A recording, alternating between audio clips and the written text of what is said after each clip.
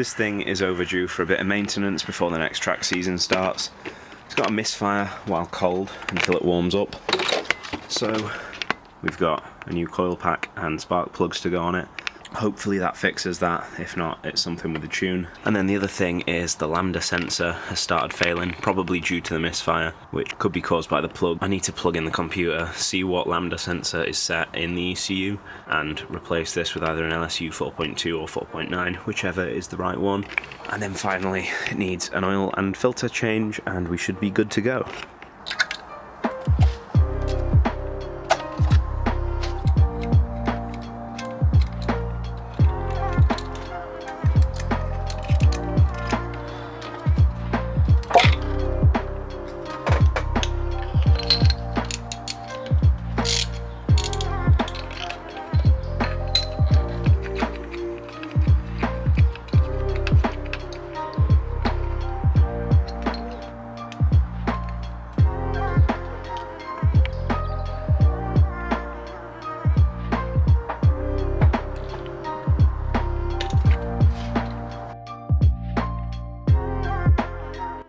So according to the box, you do a 1/16th turn, and from there, a half to 2/3.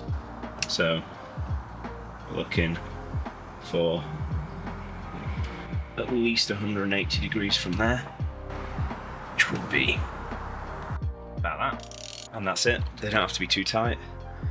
As you can see, finger tight, then 1/16th, then half to 2/3. So now we've just got to repeat that for the rest of them.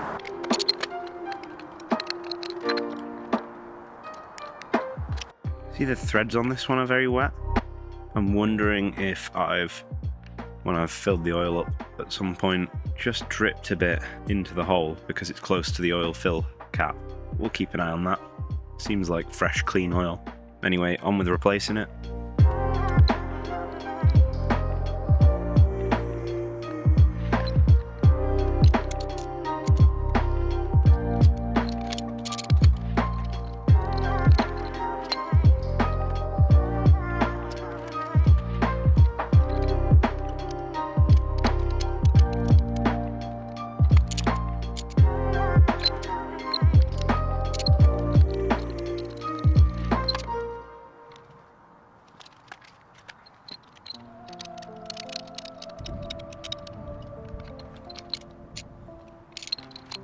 And now we can slap in our brand new coil pack.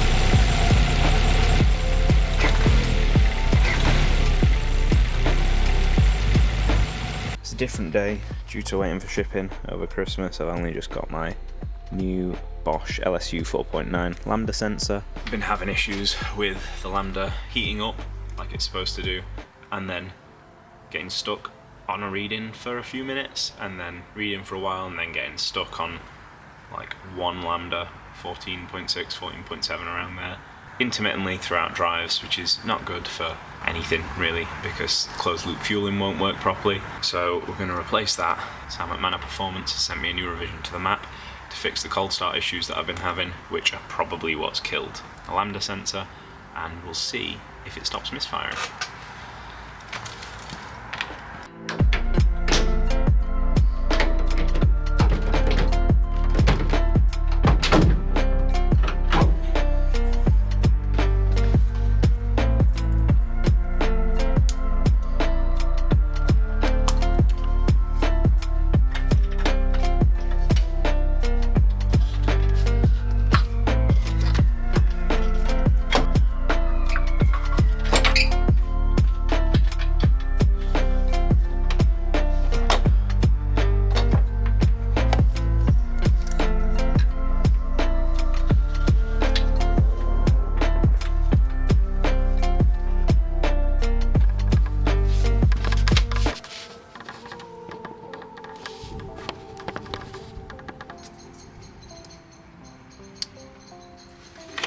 Right, so we're plugged into the ECU, sat in the car.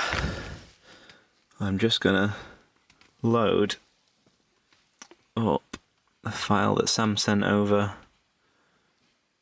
Right, that's the car.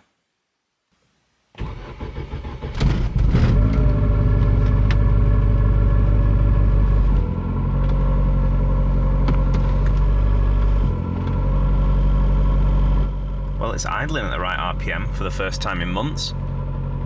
Since the last mapping session it had, it has idled on a cold start at like 900 RPM. This is way better, so it should do an actual cold start, keep the revs up, and then drop to 850 or whatever the idle target is after a few seconds, a minute, something like that. And I couldn't touch the pedal. Let's see. Can you see? No. I couldn't touch the pedal without it stalling as well, so let's see if that works now. Oh, beautiful. But yeah, that's so much better now. So I just took it up the street and back, and oh my god, it's like a different car. I've not known it rev up from idle that quickly in months and months. So much better just from the map tweak. I still need to get on with the oil and filter change, so I need to get on with all of that. But as you can see, it's not really the time of day for it.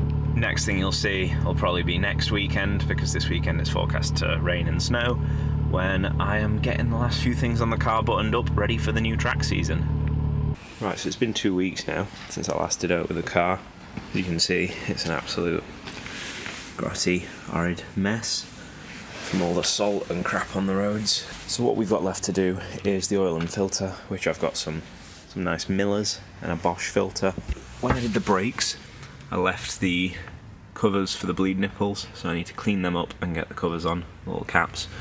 And one mistake I've got to fix is the anti-rattle springs on these brakes. I somehow managed to put on upside down, so they've been squealing like mad. I think that's the cause. If not, they're just noisy pads. We're gonna give it a go, flipping those. Yeah, hopefully that's the cause of all the noise. But first we've got to get it on drag stands, so let's get on with that.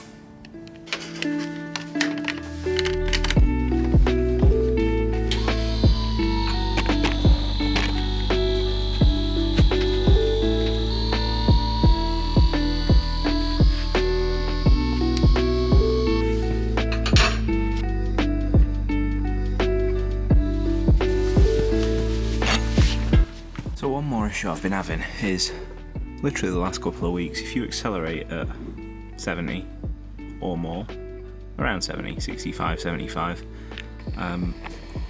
the car wanders like left. I've been wondering what it is, and it's kind of painfully obvious when I jacked it up. Just watch this bolt on the lower arm. Yeah, that's not supposed to move. So that has loosened itself off at some point with all the vibrations. Yeah, first job tying up that lower arm so that it doesn't come flying off next time I drive the car. Hopefully that doesn't put the alignment out. So I've got the plastic cover off. What I'm going to do is sort that bolt out, flip these anti-rattle springs on the brakes while the oil drains. As you can see, the arrow is pointing up. It should be pointing in the direction of rotation. How I managed to get that wrong, I guess I was just not paying any attention when I fitted them. So I'm going to crack the sump plug, let it all drain out, and get on with those while we wait for the oil to drain.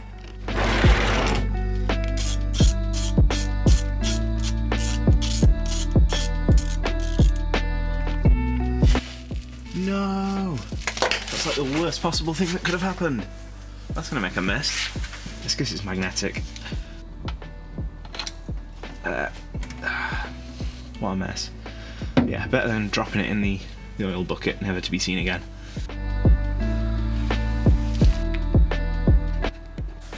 So first things first, I'm going to knock the pins loose on these.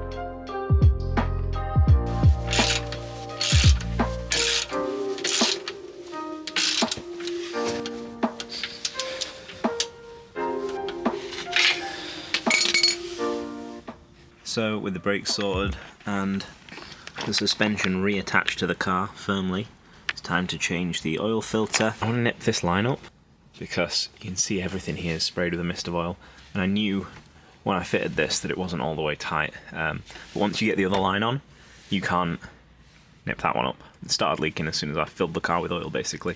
So I've been meaning to get to that, but with the filter off you get a bit more room. You can get a spanner literally directly here. So I'm going to nip that up, see if it makes a difference, but the car hasn't lost a noticeable amount of oil anyway. Everything's just a bit grimy around here from it. So yeah, let's get on with that.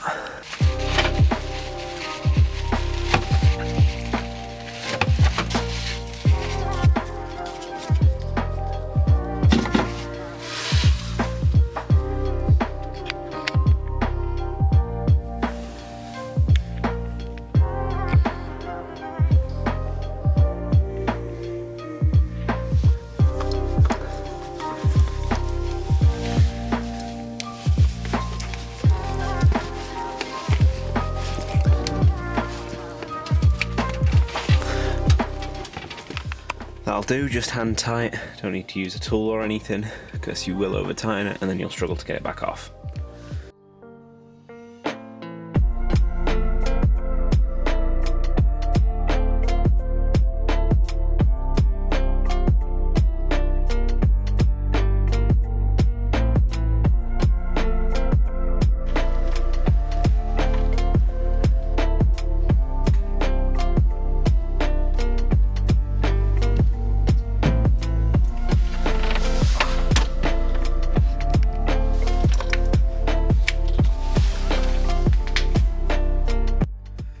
So with pretty much all of my jobs for the day, this little winter service done, it's time to fire it up, check on the dash to make sure we've got oil pressure, obviously, and check for any leaks, and then I think we can call it.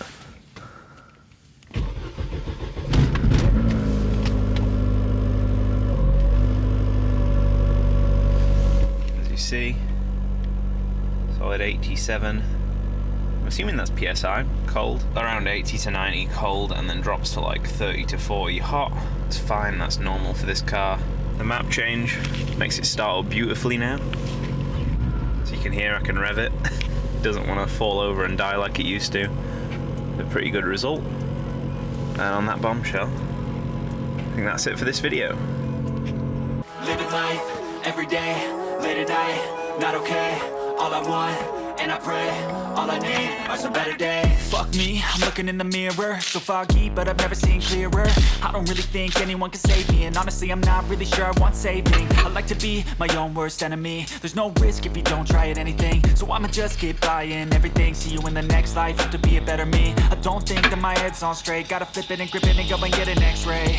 What's wrong with me? I just feel weight pushing on my chest and it squeezes till I suffocate. Better change my mindset, meditate. It's pretty cool that I'm alive and have better days. I could walk, see, hear, and one last thing to round the video off.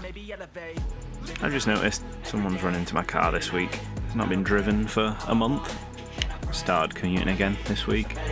3 days, and that's happened in the car park. Absolutely fucking typical. This is why we can't have nice things.